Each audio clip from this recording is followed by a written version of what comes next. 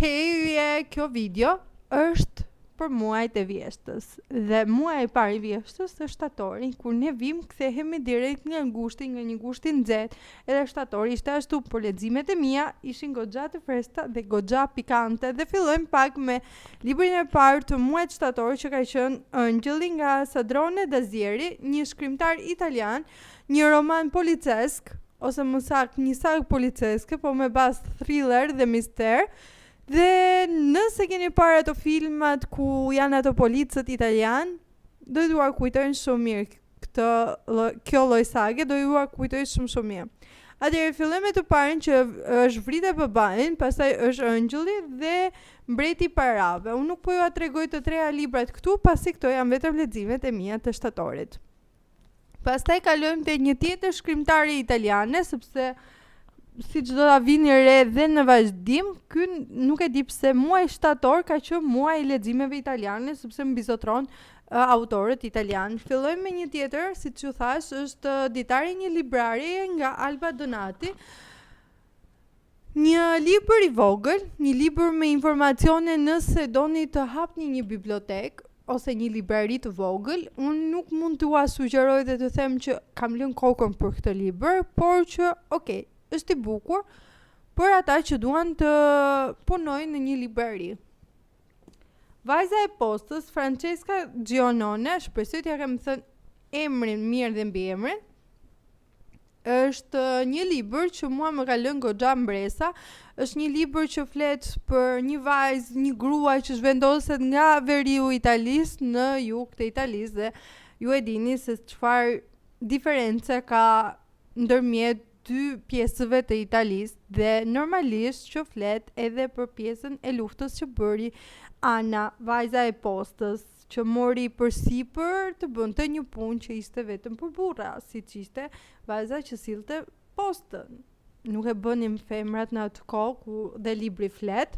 Dhe kalojmë te një thriller tjetër që unë në fakt kur e kam marrë si dhuratë dhe nuk e dija nëse do më binte në dorë kjo sagë, por unë mora librin e parë të sagës, që është Sekreti i shtëpisë në ishull nga Ransom Riggs, e cila mund të them që kam qenë pak skeptike në fillim të këtij libri, por në fund e kuptova që më pëlqen.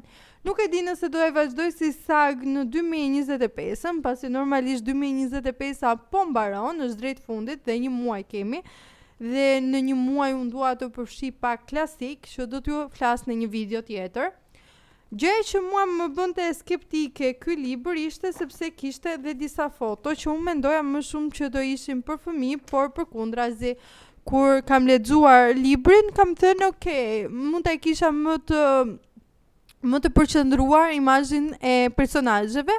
Dhe me sa di unë, ky libër është bërë dhe film. Mua më ka dalë shumë shpesh në TikTok, por përpara se ta shikoni filmin, unë ju këshilloj ta lexoni, janë thjesht 3 libra nga mund të jenë 200-300 faqe, por lexoj shumë shpejt dhe më pas të shikoni filmin.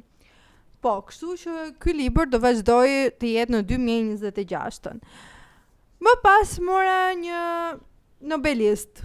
Doja të vendosesha pak në një letërsi pak më të mirë, që është Gabriel Garcia Marquez, Shihemi në gusht. Nga titulli duket që është një roman shumë i lehtë, një roman për verë, më saktë, më falni, dhe një roman që mund ta lexoni shumë kollaj, për një ditë ju e mbaroni.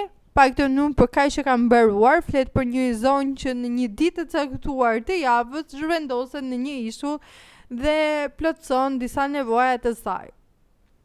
Nuk mund të them që është libri më i mirë që kam lexuar nga autori, por mund të them që më kishte marrë malli nga mënyra se si autori shkruante. Libri i fundit që unë kam lexuar në shtator ka qenë Kleopatra dhe Frankensteini, Coco Mellors. Besoj se ju ka dalë shumë shpesh në TikTok, në Instagram.